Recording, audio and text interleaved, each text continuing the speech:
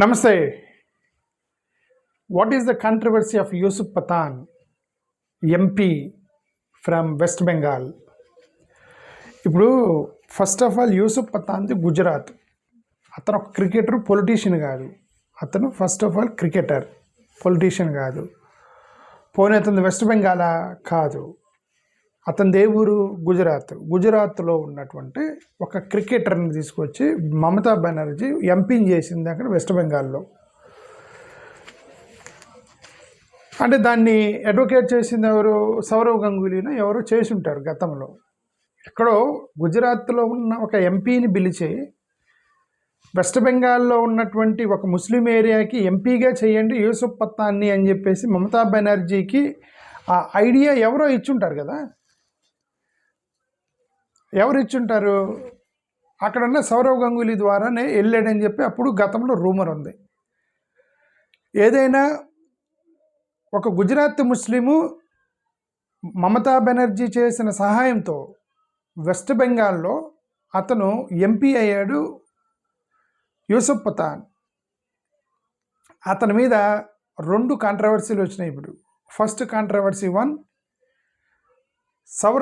మమతా బెనర్జీ ఎన్నికల్లో ఓడిపోయింది కాబట్టి, అసెంబ్లీ ఎన్నికల్లో ఓడిపోయింది కాబట్టి నేను పార్లమెంట్కి వెళ్తాను, పార్లమెంట్కి వెళ్ళి బీజేపీ వెళ్తే కొట్లాడతాను కాబట్టి నన్ను పార్లమెంట్కి వెళ్ళటానికి నాకు ఎవరైనా సరే ఒక రిజైన్ చేసి నన్ను పార్లమెంట్కి పంపిస్తే బాగుంటుందని ఎవరో సలహా చేశారని సౌరవ్ గంగూలీకి చెప్పిందని, సౌరవ్ గంగూలీ వెళ్ళి నువ్వు యూసుఫ్ పతాన్కి చెప్పు అతను రిజైన్ చేయమని, నేను ఇచ్చిన ఎంపీ సీటే కదా, రిజైన్ చేయమని చెప్పు, ఆ నియోజకవర్గం నుంచి నేను పార్లమెంట్కి ఎన్నికవుతాను, పార్లమెంట్లోకి వెళ్ళి మోడీ గారితో కొట్లాడాలి నేను, కాబట్టి నువ్వు వెళ్ళి చెప్పమని నా సౌరవ్ గంగూలీని వాడింది అనేది కాంట్రవర్సీ.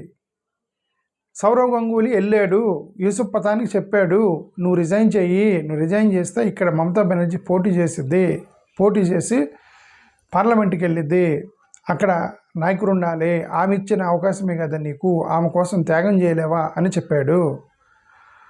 యూసుఫ్ పతాన్ దానికి నేను రిజైన్ చేయను, నాకు ఏదో నాకు ఎవరు అవకాశం ఇవ్వకపోతే రాని అవకాశం, ఫస్ట్ టైం అవకాశం వచ్చింది నాకు ఎంపీగా, నేను ఒక సంవత్సరం కూడా కాలేదు, సంవత్సరం కూడా కాకుండా నన్ను రిజైన్ చేయమంటే కరెక్ట్ కాదు, నేను రిజైన్ చేయను అన్నాడు అనేది ఒక వార్తాపత్రిక రాసినటువంటి కథనం. ఇదంతా కూడా ఎవరు రాశారు? ఇట్లా మమతా బెనర్జీ చెప్పింది సౌరవ్ గంగూలీకి, సౌరవ్ గంగూలీ వెళ్ళి యూసుఫ్ పతాన్కి చెప్పాడు, యూసుఫ్ పతాన్ నాకు నేను రిజైన్ చేయను అన్నాడు. ఇదంతా ఒక న్యూస్ పేపర్ అతను రాశాడు. న్యూస్ పేపర్ అతనికి సోర్స్ ఎవరో ఇచ్చి ఉంటారు, సోర్స్ ఇచ్చారా లేదా మనకు తెలియదు. బట్ ఏదైతే అతను కథనం రాస్తే సోషల్ మీడియాలో బాగా విపరీతంగా తిరిగింది. సో సౌరవ్ గంగూలీ ఫైనల్గా ఒక ఉత్తరం రాసి ఒక పెద్ద కథనం రాశాడు. అంత పెద్ద కథనం నేను అలాంటి కాదు ఇలాంటి కాదు, నా మీద నన్ను లాక్ కాకండి, ఇవన్నీ కూడా రాశాడు అనమాట సౌరవ్ గంగూలీ. సో ఇదంతా తప్పు, నాకు అసలు మమతా బెనర్జీ ఏం చెప్పలేదు, నేను అతన్ని కలవలేదు, యూసుఫ్ పత్తాన్ని రిజైన్ చేయమని లేదు, ఇవన్నీ చెప్పాడు సౌరవ్ గంగూలీ, ఇవన్నీ చెప్పాడు. ఓకే, రాశాడు ఉత్తరం. సో అతని నుంచి క్లారిటీ ఇచ్చాడు ఇది తప్పు అని. అది నిజమైనా సరే తప్పు అని మాత్రం చెప్పాడు. అతను జరిగి ఉండవచ్చేమో, బట్ అది పెద్ద కథనం రాశాడు, అది తప్పు అని ఖండించాడు దాన్ని. యూసుఫ్ పతాన్ కూడా ఒక వీడియో రిలీజ్ చేశాడు. ఏమని? ఇది ఇలా రూమర్స్ వస్తున్నాయి, సౌరవ్ గంగూలీ నన్ను వచ్చి రిజైన్ చేయమన్నాడని, ఇదంతా కూడా తప్పు, అలాంటిదేం జరగలేదు, నా దగ్గరికి ఎవరు రాలేదు అని అతను ఒక వీడియో రిలీజ్ చేసి జస్ట్ 50 సెకండ్స్ 1 మినిట్ అంతే, 1 మినిట్ వీడియో అతను రిలీజ్ చేసి అతను కూడా చేతులు దులుపుకున్నాడు ఇదంతా అబద్ధమని. ఆ కాంట్రవర్సీ పక్కన పెడితే కొత్త కాంట్రవర్సీ మహబూబా మొయిత్రా దూరింది లోపలికి. ఈ మహబూబా మొయిత్రా ఎందుకు దూరింది? వీళ్ళందరూ కూడా ఢిల్లీ వెళ్తున్నారు. వీళ్ళంతా 20 మంది ఎంపీలు ప్రెస్ మీట్ పెట్టి మేము మోడీకి మద్దతు ఇస్తున్నామని చెప్పి అమిత్ షాని గెలవడానికి 20 మంది ఎంపీలు వెళ్తున్నారని they started going to Delhi. వీళ్ళందరూ 20 మంది ఎంపీలు ఢిల్లీ వెళ్తున్నారు. ఆ ఢిల్లీ వెళ్తున్నప్పుడు వెళ్ళిన వాళ్ళలో లిస్టులో పేరులో 20 మంది సంతకాలు చేసినట్టు ఎంపీల్లో ఇతను లేడు. ఎవరు? యూసుఫ్ పతాన్ లేడు, సంతకం చేయలే. కానీ రూమరు ఏంటి రూమరు? అమిత్ షా యూసుఫ్ పతాన్కి ఫోన్ చేశాడు, అమిత్ షాని గెలవడానికి యూసుఫ్ పతాన్ వెళ్తున్నాడు ఢిల్లీకి అని అక్కడ బాగా సిక్కర్లు కొట్టింది రూమరు.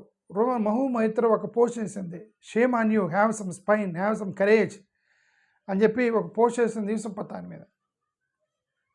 సిగ్గుండాలి యూసుఫ్ పతాన్, కొద్దిగా ధైర్యం తెచ్చుకో, వెన్నుముక్క లేనోడా, ఏదో ఇట్లాగా ఒక పెద్ద పోస్ట్ చేసి ఒక సింగిల్ లైన్లో కంట్రవర్సీ చేసింది మహూ మైత్ర యూసుఫ్ పతాన్ రిఫర్ చేస్తూ. బట్ అతను ఢిల్లీ వెళ్ళాడా అంటే ఎస్ వెళ్ళాడు. అతను ఫ్లైట్లో ఎక్కడం, అతను ఢిల్లీలో వెళ్ళటం, ఢిల్లీలో తేలటం, ఢిల్లీ హోటల్లో కనబడటం మొత్తం కరెక్ట్. ఢిల్లీ అయితే వెళ్ళాడు. సంతకం చేసిన 20 మందిలో అతను లేడు. ఇప్పుడు అతను కన్ఫ్యూజన్. ఇప్పుడు ఏంటి? ఇప్పుడు అతను బీజేపీకి మద్దతు ఇస్తాడా? అమిత్ షా గారిని కలిసి మద్దతు ఇస్తారా?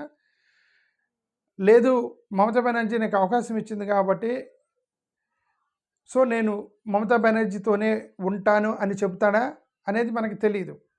బట్ ఒకటైతే క్లియర్ ఏంటంటే have some courage, have some spine అని మమతా బెనర్జీ మహబూబా మైత్ర చేయడంతో అది కూడా ఈ 2 కాంట్రవర్సీల్లో ఇరుక్కుపోయినాడు ఇప్పుడు. సో యూసుఫ్ పతాన్ మనకు తెలీదు. ఇప్పుడు అదే చెప్తున్నాం ఏంటంటే, పోనీ అతను ఏమైనా సీనియర్ మోస్ట్ పొలిటీషియన్ అయితే పెద్ద స్కామ్ చేసి వేల కోట్ల రూపాయలు అతని మీద స్కామ్ ఆరోపణలు నుండి, ఇది ఈడీ వచ్చింది ఇంటికి, పోలీసులు వస్తారు, ఈ సిబిఐ వచ్చింది, ఇన్కమ్ ట్యాక్స్ వాళ్ళు వస్తారని అని భయపడవచ్చు. అతను cricketer, first time MP 1 year కూడా కాదు. ఇది 1 ఇయర్లో ఏం స్కామ్ చేస్తాడు, ఎందుకు భయపడతాడు? అయినా సరే అమిత్ షాని కలవటానికి వెళ్తున్నాడు అంటే అతను ఆన్ ద వేలో ఉన్నాడు అమిత్ షాని కలవటానికి అని చెప్పి రూమర్ వచ్చింది. బట్ సంతకం చేసిన వాళ్ళలో లేదు ఆయన పేరు. సో ఇది కాంట్రవర్సీ. ఏం జరిగిద్ది అనేది మనకు తెలియదు. ఒకటి చూద్దాం. మరి దారుణంగా 20 మంది ఎంపీలు, 58 మంది ఎమ్మెల్యేలు తిరుగుబాటు చేశారు. ఆ తిరుగుబాటు చేసిన వాళ్ళు అదే చెప్తున్నా, వీళ్ళు ఎవరు కూడా ఇది లేదు అంటే ఇప్పుడు మనం ఎన్నిసార్లు చెప్పినా సరే రాజకీయాలు ఇవన్నీ ఉండవు. Their fundamental ideology is the money is their ideology.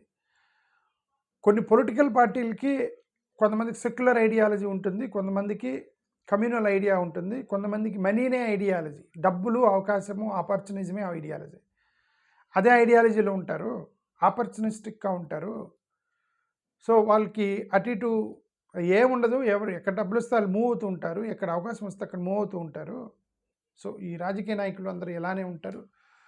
ఎందుకంటే ఫస్ట్ ఆఫ్ ఆల్ ఓటర్లకి వాళ్ళకి ఇది అది అనే ఉండదు. ఓటర్కి స్కీములు పట్టుకొని ఇస్తారు. చంద్రబాబు నాయుడు 4,000 ఇస్తున్నాడు, జగన్ 5,000 ఇస్తున్నాడు, జగన్ 6,000 ఇస్తే చంద్రబాబు 5,000 ఇస్తాడు, పవన్ కళ్యాణ్ 10,000 ఇస్తే పవన్ కళ్యాణ్కి వేస్తారు, కేఏ పాల్ గారు వచ్చి ఒక్కొక్కరికి 15,000 ఇస్తారు, 15,000 వేసేస్తారు. ఓటర్లకు కావాల్సిందేంటి? ఇది ఐడియాలజీ లేదు ఓటర్లకి. ఓటర్లకు ఐడియాలజీ లేనప్పుడు నాయకుడికి ఉండదు, నాయకుడికి లేనప్పుడు పార్టీలు కట్టడం ఆబ్వియస్లీ ఉండవు. ఐడియాలజీలకు కట్టుబడిన పార్టీలు నాశనం అయిపోయాయి. కమ్యూనిజానికి కట్టుబడిన పార్టీ ఏమైంది? కమ్యూనిస్ట్ పార్టీ కనుమరుగైపోయింది. సెక్యులరిజం, మైనారిటీ రక్షణ అనే కాంగ్రెస్ ఏమైంది? పోయింది, కట్టుబడిపోయింది మొత్తం. ఎవరైతే అటు ఇటు జంపు చేస్తున్నటువంటి తెలుగుదేశం పార్టీ లాంటివి, నితీష్ కుమార్ లాంటి వాడు, వాళ్ళు సస్టైన్ అవుతున్నారని వాళ్ళు అనుకుంటున్నారు. వాళ్ళకు కూడా ఒక ఎండ్ ఉంటుంది. నితీష్ కుమార్ ఎండబడింది కదా, ఇప్పుడు బీజేపీ పైకి వచ్చేసింది. టీడీపీ కూడా ఎక్కువ కాలం ఫర్ ఎవర్ ఏమి ఉండదు. బీజేపీలు కబ్జా చేస్తారు ఏదో ఒక రోజు. ఆంధ్రప్రదేశ్ని కూడా ఇట్ విల్ బి కబ్జాడ్ బై బీజేపీ. సో ఇవన్నీ కూడా అందుకే ఐడియాలజీ అనేది ప్రజల్ని, ఈ పొలిటికల్ పార్టీని లాంగ్ టర్మ్ సస్టైన్ చేస్తారు. గెలిచినా గెలవకపోయినా ఒక ఐడియాలజీ మీద పొలిటికల్ పార్టీలు రన్ అవుతాయి. ఐడియాలజీ లేకుండా పార్టీలు కొలాప్స్ అయిపోతాయి. అది నా ఉద్దేశం. థ్యాంక్ యూ, నమస్కారం.